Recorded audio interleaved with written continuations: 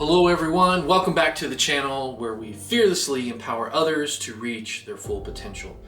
I would like to begin this episode kind of where we left off on the other one, where we discussed the many cracks in our foundation of people or groups that call themselves a team.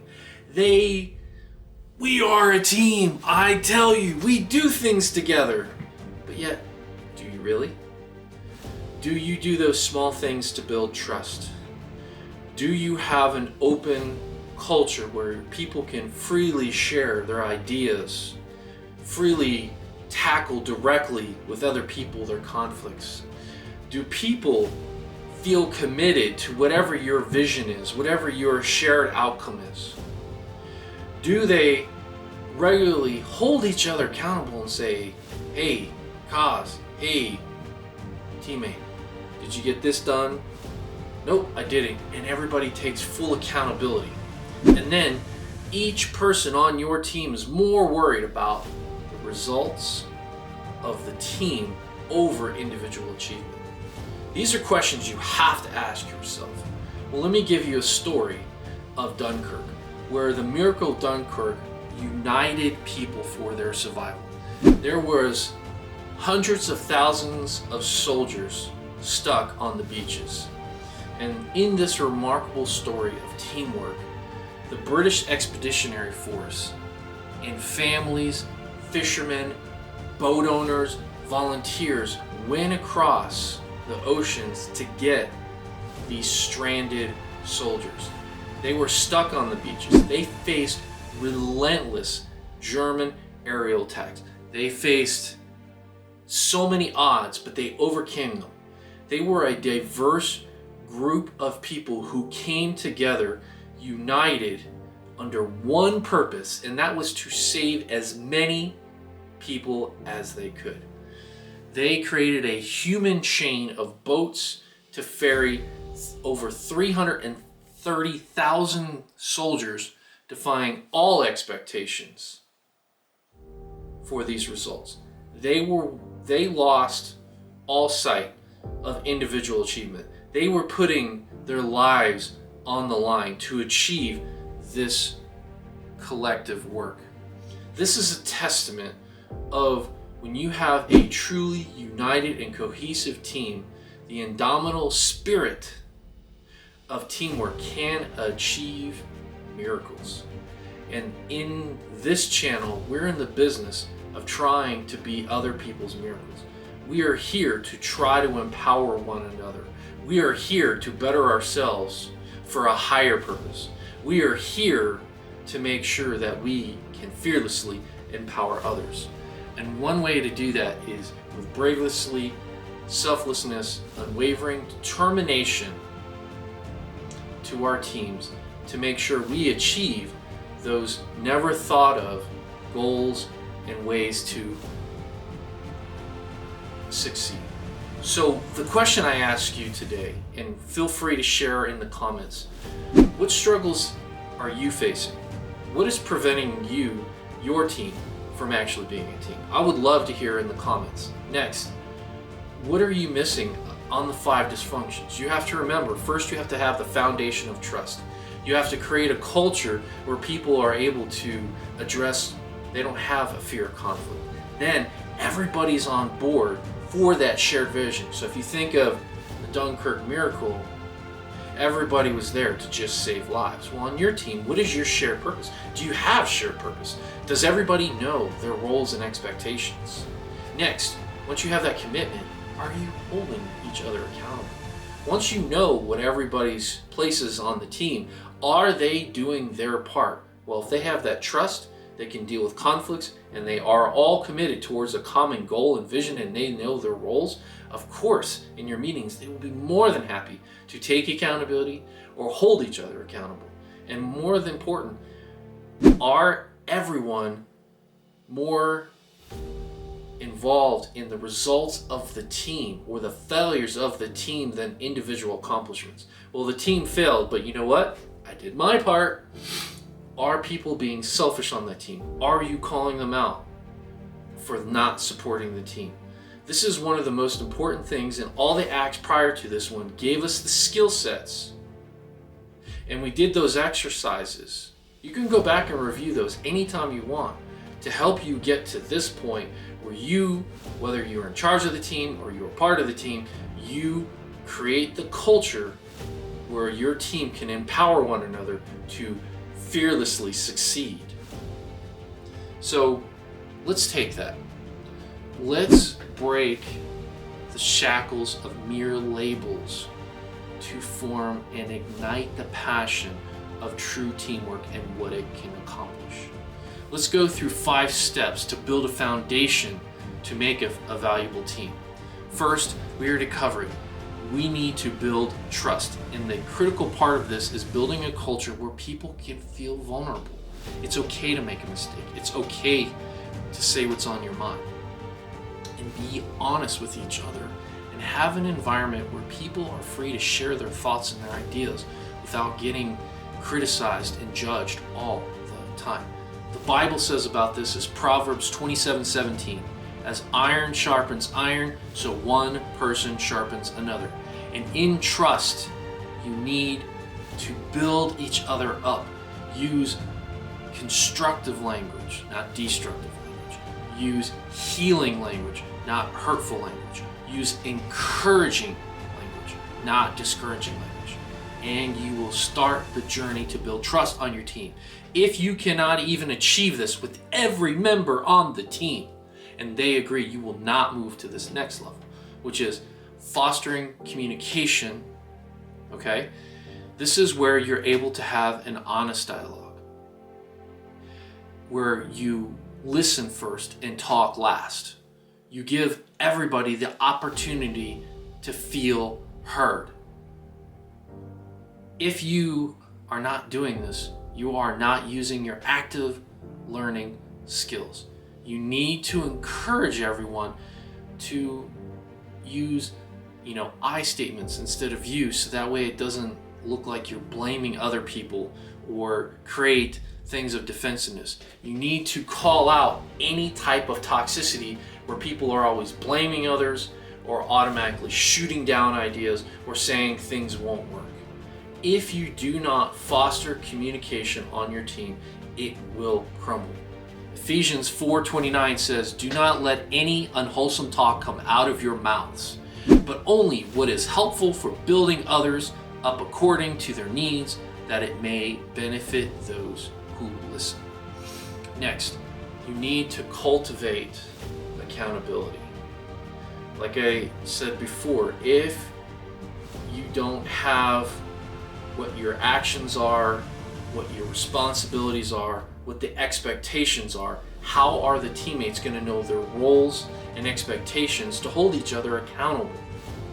So make sure you establish expectations, deadlines, make sure everybody understands their roles and how they contribute to the team's success, not their success, to the team's success. So whenever you're giving a feedback on how somebody is successful, put it in accordance to the team. So in their progress report, does it have, you need to do these things to benefit the team. You need to do these things for the team's results. You need to do these things for the larger result. Or is it, this is how you will be successful? You see the difference?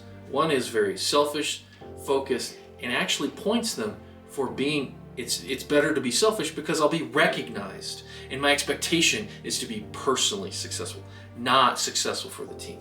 So Galatians 6:5 says, "For each will have to bear his own load." So it's critical that everybody not only knows their part, but does their part.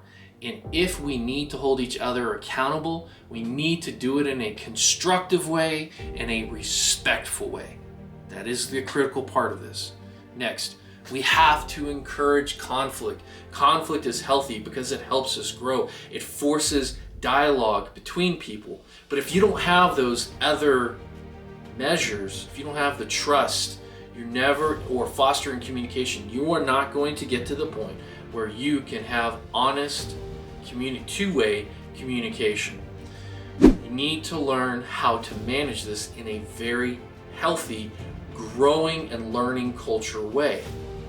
People need to know that your heart, when you are engaging in conflict, is not to hurt them, it's not to discourage them, and it's definitely not to deconstruct what we're doing. It has to be constructive, healing, and encouraging at all times.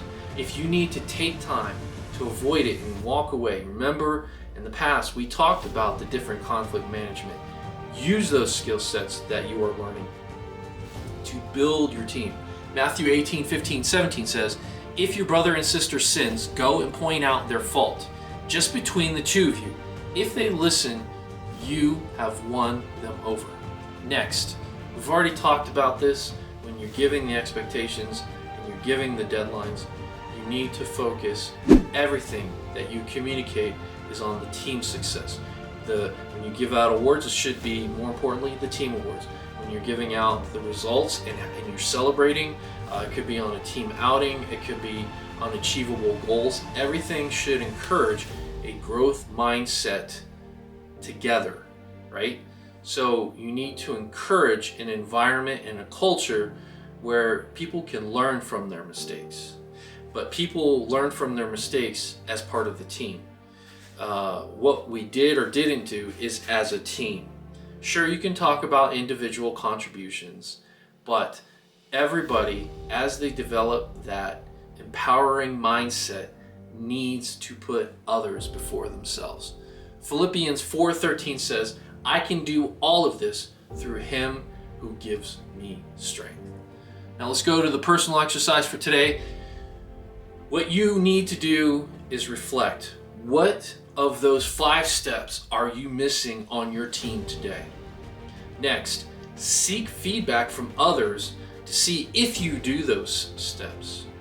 Next, practice empathy. If you want to know one of the most important things biblically that we can do is to practice and cultivate empathy each and every day and valuing other people's perspectives, because until you're in their shoes, you can't join them in the conversation.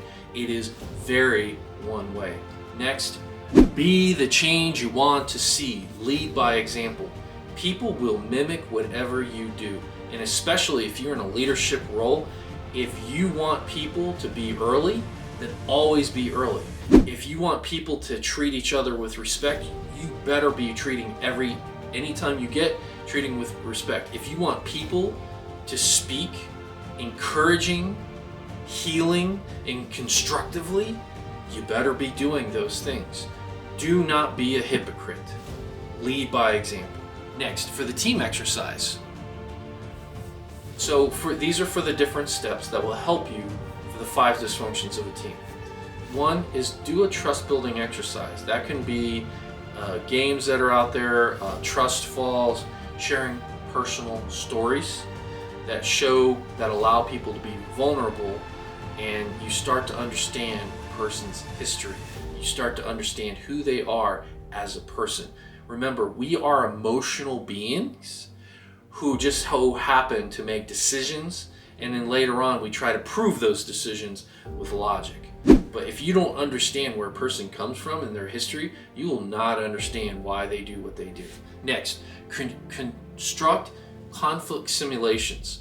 This is where you purposely are going to put people in stressful situations, and especially that they have differing opinions. You will put them together and you will force them to figure out a way to work it. Because if you don't practice it, you will lose it. If you don't use it, you will lose it. Next, you need to have a commitment exercise. And this is something like getting together and making sure that you create common shared goals, you have short-term shared vision, and practice those commitments to that and to the team achieved results. Next, have accountability check-ins. You should have weekly meetings where you are checking in and people are able to share their status. Not a bullet, yep, this is done, nope, that's not done, yes, this is done. Have them share how they did. Have them share the appreciation of how others helped them out. So each week on that team, people feel compelled because you are the change you want to see, always don't just laundry list the stuff you have, because then it doesn't focus on the team's contributions. It doesn't focus on their accomplishments at that time. You are just laundry listing it out and making it a transaction, as opposed to using transformational leadership and using that opportunity to hold each other accountable. Next, celebrate your results. I don't care if you go to a restaurant during lunch, you do something that's just fun and you're treating everyone. You need to have multiple team outings. Please understand this. Trust is not built in the big overtures that you do for your people. It's in the small moments that you might ask them, how are you doing? Thank you for what you did in this larger contributions. Getting together collaboratively to celebrate larger team successes as opposed to individual successes, right? You need to make sure you put every priority, every focus, okay? Where focus goes, energy flows, results are soon to show. You need to focus on team results and minimize individual accomplishments. There's a time when they get their evaluations or you're individually talking with people, but if you are meeting together as a team or you are together in a larger setting, you need to always put the team benefit over individual. And people should be thinking that way, and as a leader and as somebody who fearlessly empowers others, you need to do the same. So even though in this life we're going to face immense challenges, the times that are coming are going to be difficult. But one thing that Dunkirk teaches us is it is when a bunch of individuals arise to the occasion to unify as a true team for a common purpose, they find a way to overcome all obstacles. They use principles of trust, they have healthy conflict, they commit to one another, they hold each other accountable, and they focus on the results. This tells us of the immense power that lies within a truly united team. Everyone, I wish you a truly blessed day, a truly blessed week. May Jesus shower you with praise. I will be praying for each and every one of you, and never forget to fearlessly empower others.